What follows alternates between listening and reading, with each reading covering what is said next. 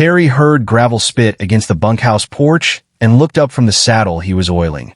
Joe's pickup came in too fast, fishtailing slightly before jerking to a stop in a cloud of dust. Terry was already on his feet before the engine died. Joe never drove like that. He treated every truck, horse, gate, and fence post on West Ridge Ranch as if he had paid for it himself. Tonight he stopped crooked beside the water tank, left the driver's door open, and sat behind the wheel with both hands locked around it. Terry set the saddle rag down. He had spent almost 3 years working beside Joe Harper, sharing the same bunkhouse room, riding the same long fence lines, and learning the small signs that told him whether Joe was tired, angry, hungry, or about to tell a bad joke. He had also spent most of those 3 years hiding the fact that he loved him. Joe had always dated women. Terry had accepted that boundary so completely that he had recently applied for a lead hand job at Silver Creek Ranch, nearly an hour north. Joe had been talking about marriage, land, and finally moving out of the bunkhouse. Terry figured leaving first would hurt less than watching Joe build that future with someone else. But when Joe climbed out of the pickup that evening, the future Terry had been preparing himself to lose was already gone. Joe was 31, 6'2", broad through the shoulders, and usually impossible to intimidate. Years of throwing feed sacks, fixing gates, and sitting horses that wanted him on the ground had made him strong in the practical way ranch work demanded. He normally came home from town with his sleeves rolled, his hat low, and some story that became louder every time he told it. Now his shirt was half untucked. His hat was missing. His eyes were red. Terry's first thought was accident. His second was Hannah. Joe had driven into Cody that afternoon with a clean shirt hanging behind the seat and a small ring box hidden under his jacket. He had not said the word proposal, but he had asked Terry about diamonds, about a 20-acre parcel outside town, and about whether a west-facing porch would be too hot in summer. Terry had answered every question because Joe was his best friend. Then he had gone behind the hay barn afterward and waited until his face looked normal again. Joe walked past him without stopping.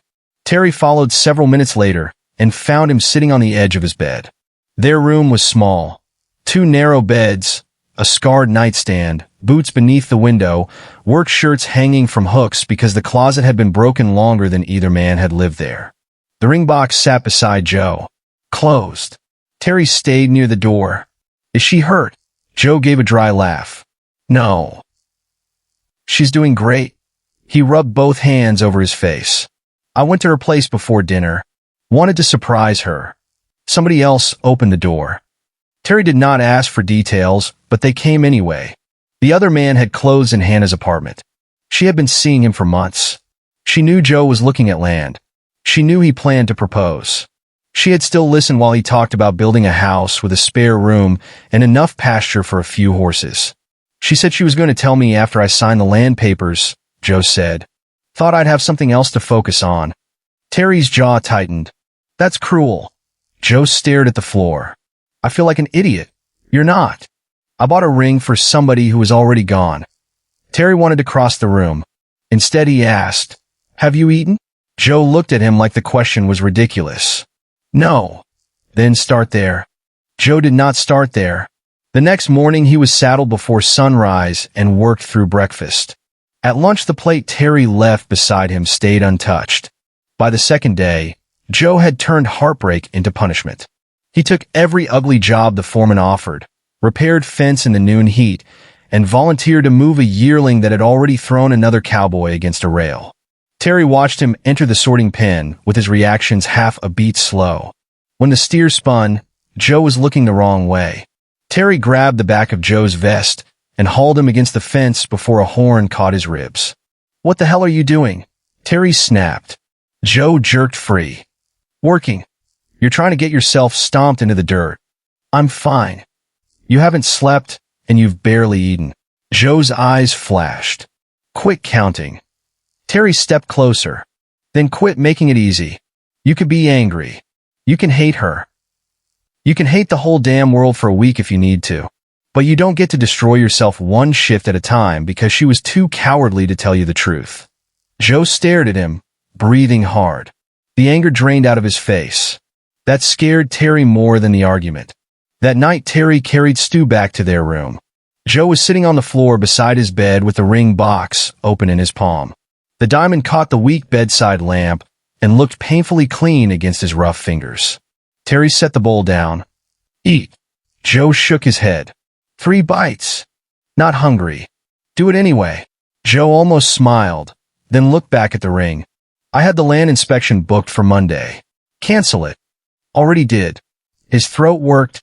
I was going to ask her tonight. I practiced in the truck like an idiot. The last word cracked.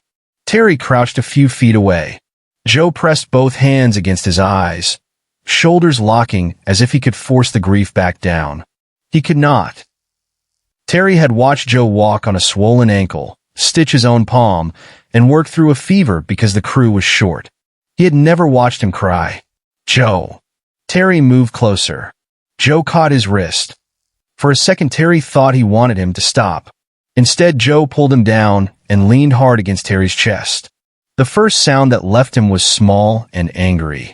Terry wrapped both arms around him. I planned a whole life with somebody who was already leaving it, Joe said. I should have known. Terry held him tighter. No. You should have been able to trust the person who said she loved you. Joe finally ate enough to make Terry stop arguing.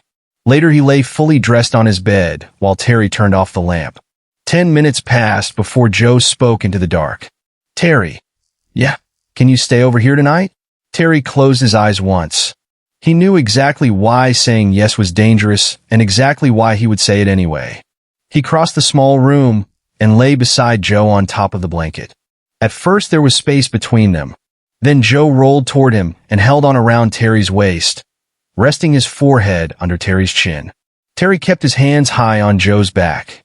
He could feel how exhausted Joe was in the way his body slowly stopped fighting sleep. What if I wake up and it still feels like this? Joe murmured. Then you wake up. You eat breakfast. You work a shorter shift. Tomorrow you do it again.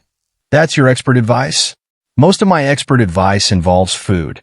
Joe gave a tired breath that was almost a laugh. A few minutes later, he slept. Terry stayed awake, staring at the dark ceiling and refusing to turn a broken man's need for comfort into something it was not. His phone rested on the nightstand with an unread message from Silver Creek asking him to come in for a final interview.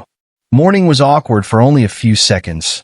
Joe woke, still holding him, blinked, and slowly let go. You actually stayed. Terry sat up. You asked me to. Joe looked embarrassed but not ashamed. That mattered. At breakfast, he ate eggs, bacon, and half a biscuit without being told. Terry pretended not to notice. Over the next several days, he stopped hovering and started treating Joe like Joe again. He took him on a long pasture check, made him argue about bad fence repairs, and let him complain about a gelding that hated ropes. Joe began sleeping more. He laughed once, then twice. He still reached for his phone out of habit and sometimes went quiet when Hannah's name appeared on the screen, but he no longer looked like one hard shove would knock him apart. What Terry did not tell him was that Silver Creek had scheduled the final interview for Friday. He had applied before Hannah's betrayal because he believed Joe was leaving the bunkhouse first. Now every step toward the new job felt more complicated, not less. On Friday, before his Silver Creek interview, Terry and Joe spent most of the morning checking the north pasture. The ride gave Joe nowhere to hide except behind work, and after an hour he finally started talking. He admitted that the worst part was not missing Hannah. It was realizing how much of his future he had built without ever asking whether he wanted each piece for himself. The land, the house, even the timing of the proposal had started to feel like a schedule he was supposed to follow. Terry listened without trying to solve it. At a creek crossing, Joe dismounted, filled his hat with water for his horse, and looked at Terry. You ever make a plan because it seemed like the kind of plan a man was supposed to make? Terry thought about the job interview he had not mentioned yet. Yeah. Joe gave him a tired smile. Helpful. You didn't ask for helpful. They ate lunch under a cottonwood, and Joe finished everything Terry packed. On the ride back, he raced Terry to the south gate and lost by half a horse. He accused Terry of cheating.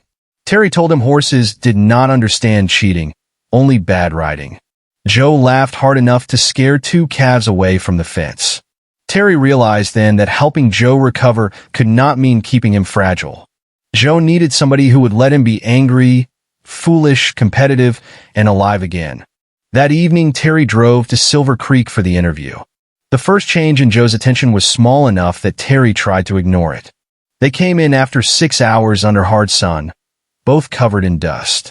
Terry stripped off his sweat-soaked shirt in the washroom behind the tack room and reached for a clean one. When he turned, Joe was still looking at him, not at his face. Terry raised an eyebrow. Joe's gaze snapped up. "Something wrong?" Terry asked. "No. You sure? Put a shirt on." Terry smiled. "Didn't realize I was bothering you."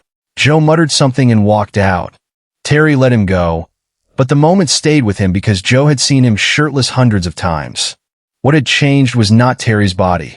It was the way Joe had looked at it. A few days later, Joe took a shallow cut across the back of his shoulder when a nervous mare jerked sideways against a latch. It was not serious, but blood had soaked through his shirt by the time they reached the tack room. Terry made him sit and take the shirt off. "You know I can do this myself," Joe said. "You can't see your own shoulder." "Mirror. Stop arguing." Terry cleaned the cut while Joe sat with his back to him. When Joe flinched, Terry steadied him with one hand at his side. Joe went unexpectedly still. Terry noticed and removed his hand as soon as he could.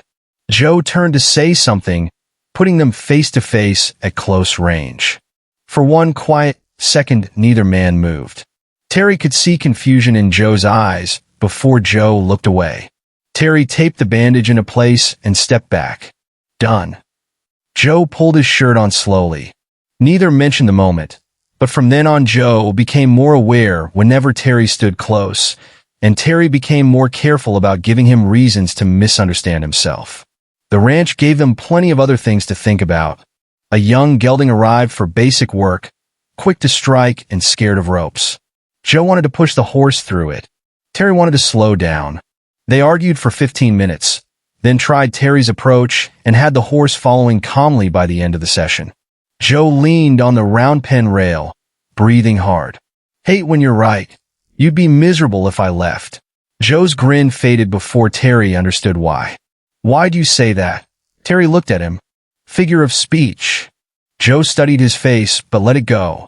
2 days later, the Silver Creek manager called during lunch. Terry stepped outside to answer, but Joe heard enough. When Terry came back, Joe was waiting beside the porch. "Silver Creek?" Terry nodded. "They offered me lead hand." Joe stared at him. "You applied somewhere else?" "3 weeks ago." "Before Hannah?" "Yeah." Joe's expression tightened. "Why didn't you tell me?" Terry could have lied. Instead, he said, "You were talking about buying land and getting married.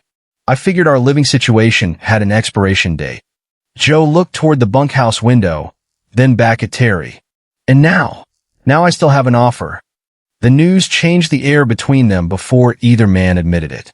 Joe had spent weeks learning how to function without Hannah, but Terry leaving forced him to notice how much of his daily life had quietly formed around another person. Terry was the man beside him at 5 in the morning when the coffee was bad, the one who knew which mare Joe trusted in rough country, the one he looked for when a shift went wrong. That evening, Joe came back from the barn and automatically started telling Terry about a loose hinge on the west gate before stopping halfway through the sentence. "What?" Terry asked. Joe shook his head. "Nothing. Just realized if you take that job, I won't be able to walk in here and complain to you about stupid things." Terry kept folding a work shirt. "Phones exist. Not the same." Terry looked up. Joe's frustration was real, but Terry refused to turn it into romance for him. Missing a roommate isn't the same as wanting a boyfriend. Joe's eyes narrowed. "I didn't say boyfriend." "Exactly." Terry went back to folding. Joe stood there several seconds longer, irritated because Terry had named the problem before Joe was ready to. Joe was restless for the rest of the day. That evening, Terry found him on the porch with 2 beers. Joe handed him one. "You're really thinking about taking it. It's better pay. Cabin included. You like West Ridge." "I like a lot of things here." Joe looked down at his bottle. "Do you want to leave?" Terry took a drink. "I want to stop making decisions around a life that belongs to somebody else." Joe's eyes lifted. The words landed harder than Terry intended. Silence stretched between them until Joe asked, "Have you ever wanted somebody you knew you couldn't have?" Terry's hand stopped. "Drop it. That's a yes." "Joe." "How long?" Terry stared across the yard.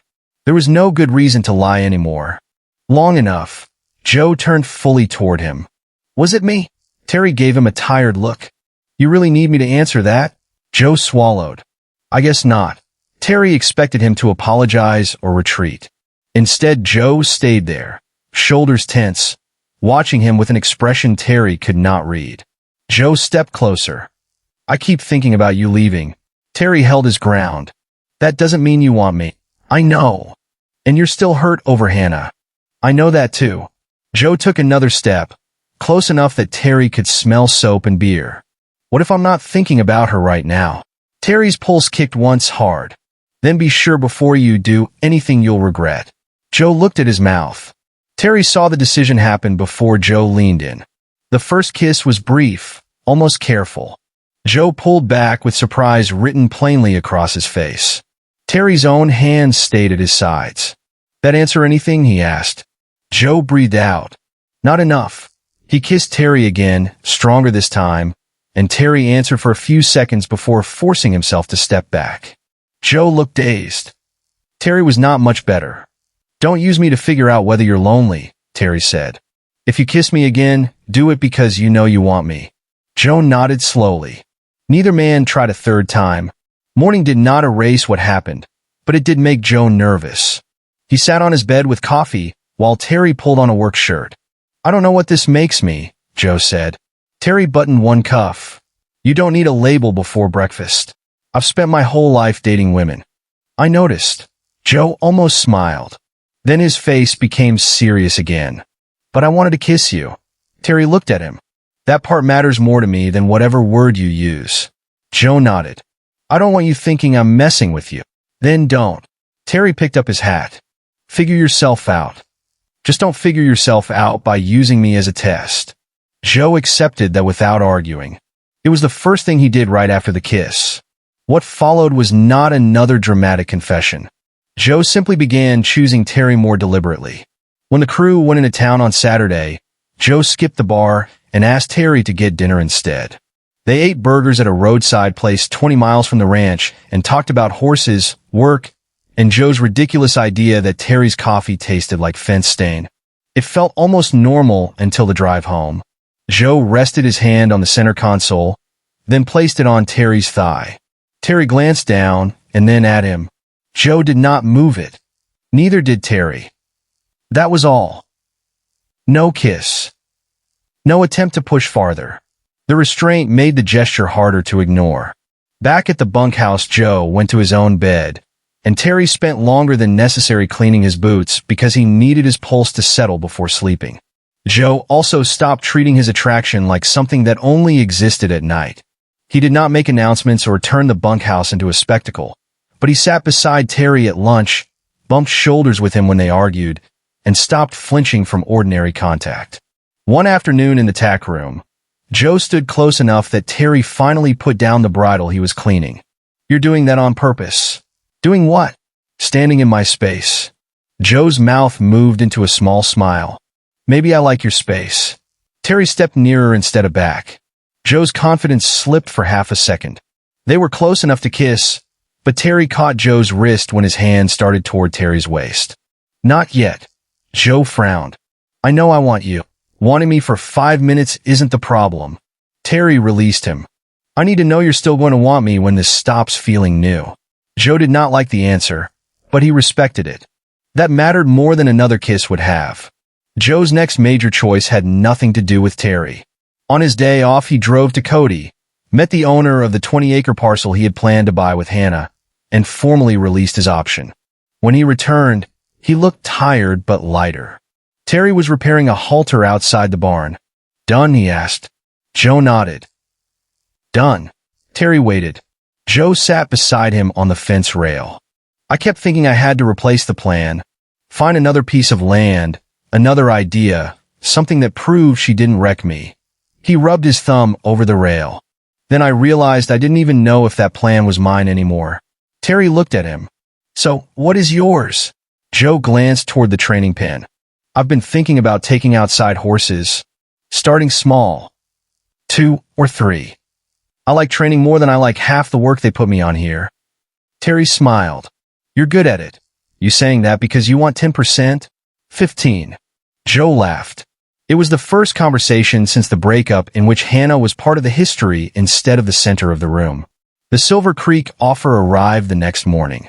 Better pay, private cabin, start date in 3 weeks. Terry told Joe immediately. Joe read the message on Terry's phone and handed it back. His jaw was tight. You're taking it. I think so. Joe looked down for a moment. Terry prepared for the argument that never came. Then take it, Joe said. Terry studied him. That's it. No. I hate it. Joe met his eyes. But if I ask you to stay because I'm finally figuring out what I want, I'm doing the same thing Hannah did to me. Building my life and expecting somebody else to stand where I put them. Terry had no quick answer. Joe stepped closer. I want you here. That's different from asking you to give something up for me. Terry felt something inside him loosen. Joe still looked uncertain about labels, but he was becoming very clear about choices. Over the next week their restraint became harder to maintain. They still worked, argued, ate with the crew, and handled the ordinary ranch problems that did not care about anyone's love life. Underneath it, however, every quiet moment carried awareness. Joe's hand sometimes stayed at Terry's back a second too long when they passed through a gate. Terry caught Joe watching him roll his sleeves or lift a saddle.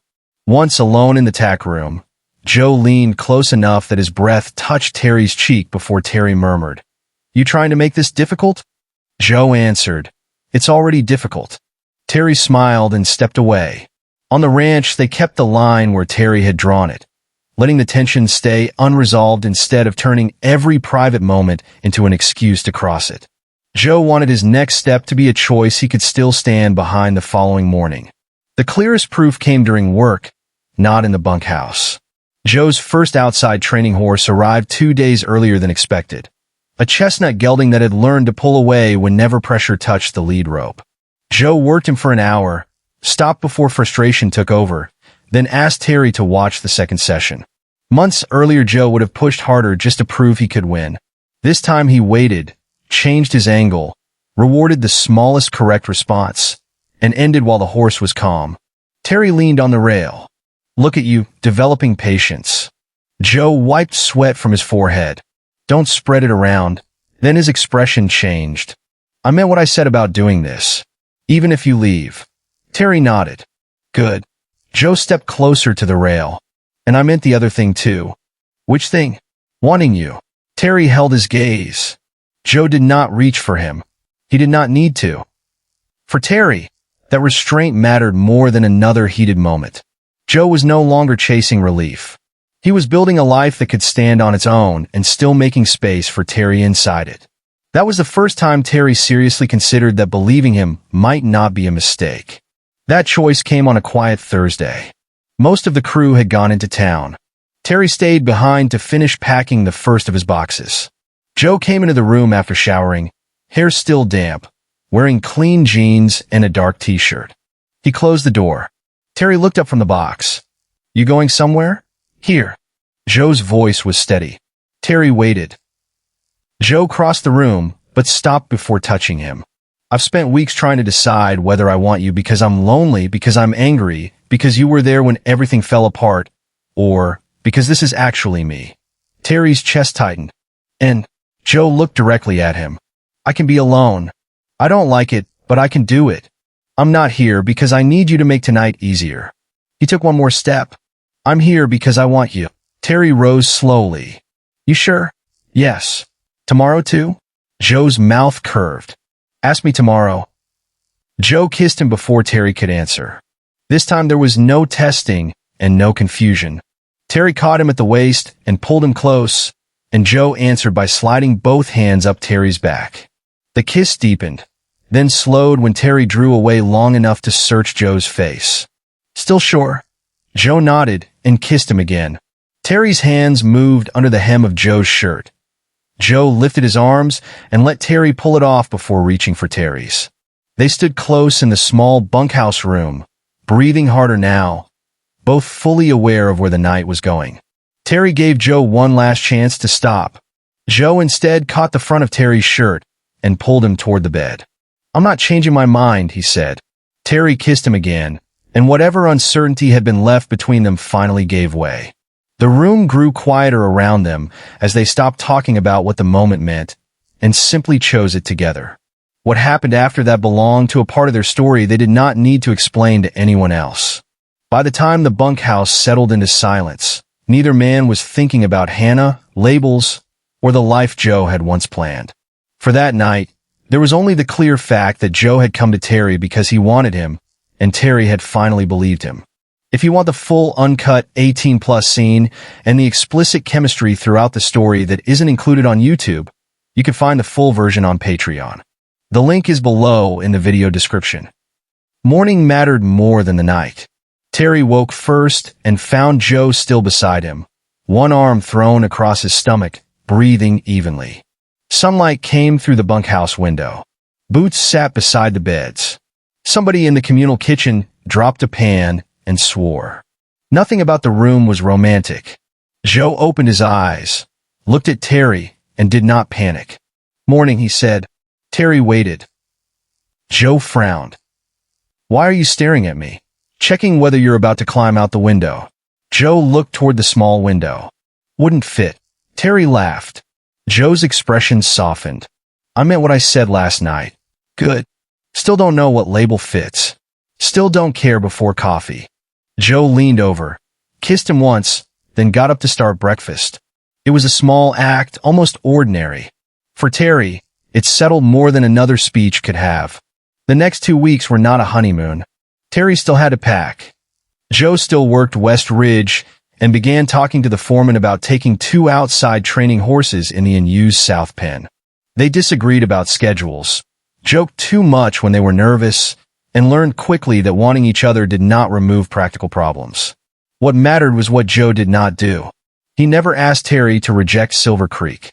When Terry signed the employment papers, Joe opened 2 beers and handed him one.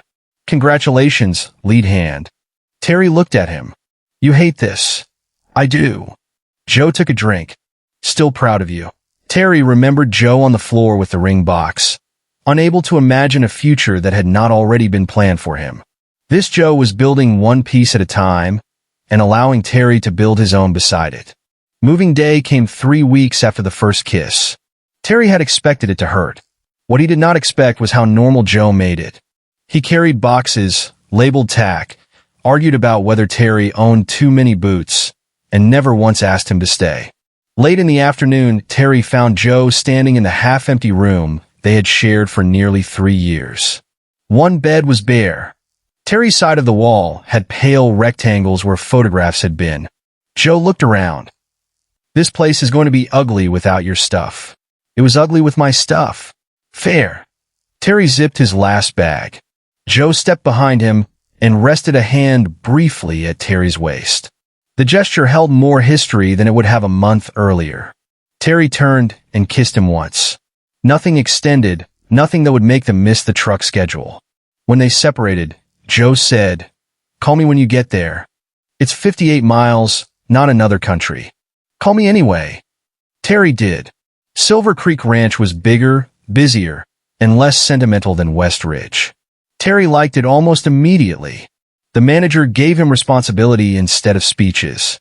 His cabin was small but private, with a porch facing a line of cottonwoods and enough room for one person without feeling temporary. For the first 3 days, Terry worked until dark, unpacked one box at a time, and talked to Joe by phone before bed. The distance was not dramatic, but it changed the shape of their relationship. Joe could no longer walk 10 feet across a bunkhouse room whenever he wanted Terry's attention. Terry could no longer measure Joe's mood by the sound of his boots. If they wanted this, they had to choose it deliberately. Joe made that choice on Thursday. Terry was walking from the barn toward his cabin when a familiar pickup rolled through the gate. Joe parked, climbed out, and held up a paper bag. "Brought dinner." Terry stopped in front of him. "You drove an hour for food?" "Food and a conversation." Dangerous combination. Joe followed him to the porch. They ate there while the evening cooled around them. Joe told him West Ridge had approved the training horses. Terry told him Silver Creek's foreman was already annoyed because Terry reorganized the tack inventory on day 2. For a while it felt easy. Then Joe put his bottle down. I need to say something without making it sound like I'm asking you to move back.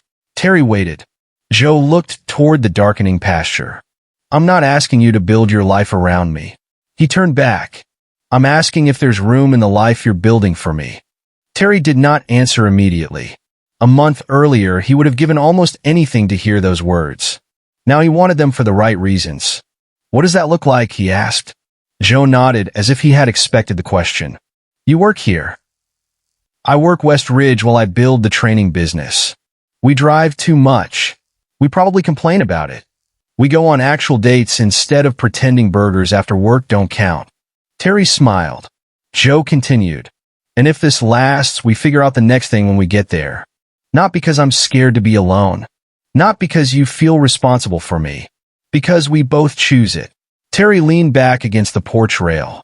You've been thinking. Terrible experience. Don't recommend it. Terry laughed, then reached out and caught Joe by the front of his shirt. All right. Joe blinked. All right, what? There's room. Joe's relief showed before he could hide it.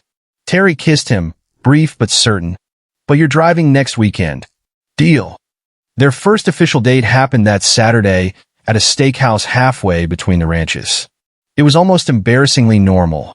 Joe complained about the potatoes. Terry accused him of flirting with the waitress because he had asked for more bread. Joe reminded him the waitress was 60 and had called him sweetheart because she called everyone sweetheart.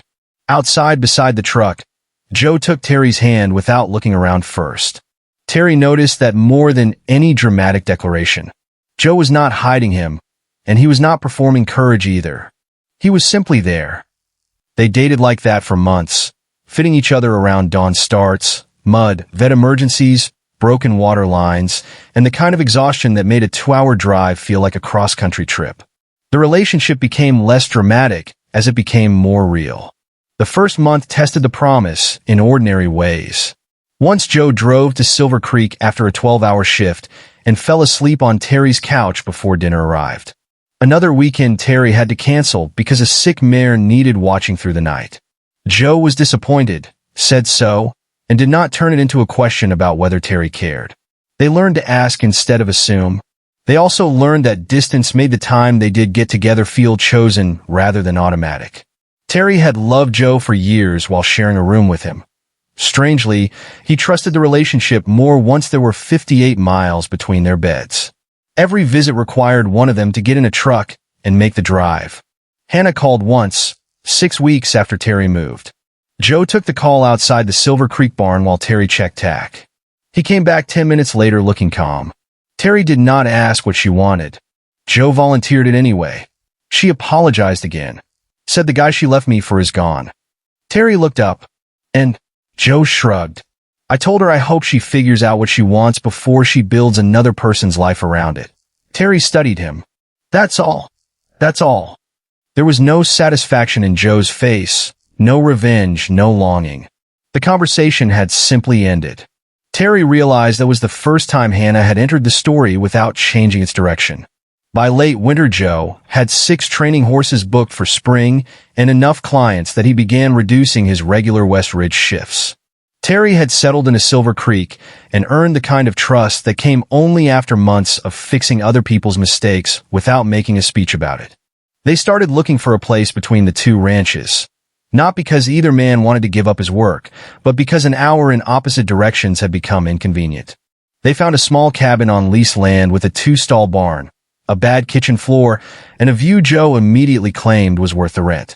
Terry disagreed until he saw Joe standing at the fence talking about where he could put a training circle. Then he signed the lease. The people around them adjusted with less drama than Joe had feared. Most cared more about whether he showed up on time than who waited for him after work.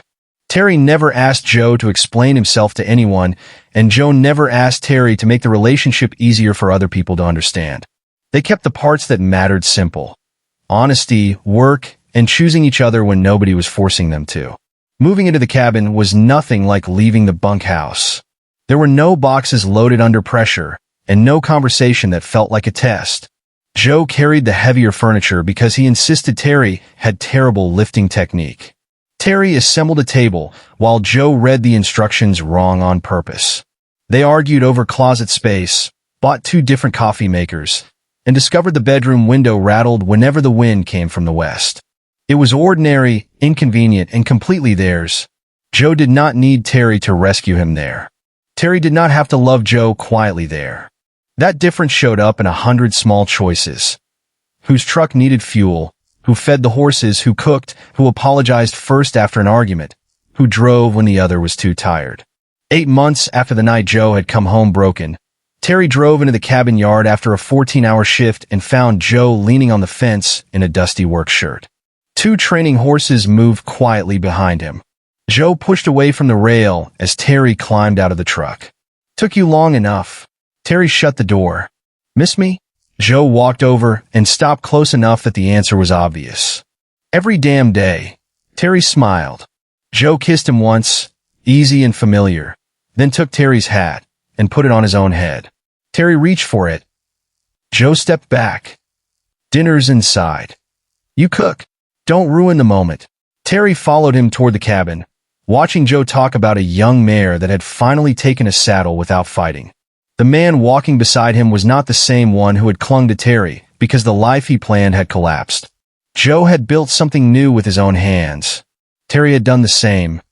Somewhere along the way, without either man giving up the future he wanted, those 2 lives had become one place they both chose to come home to. And that's where Terry and Joe's story ends. But the YouTube version only shows part of what really happened between them. Their attraction built through far more private moments, stronger physical chemistry, and an uncut 18+ scene that I couldn't include here. If you want the full version with the extended tension, explicit moments, and the complete and censored intimacy between Terry and Joe, you can find it on my Patreon through the link in the description. Thank you so much for watching and staying with their story until the end. I'll see you in the next one.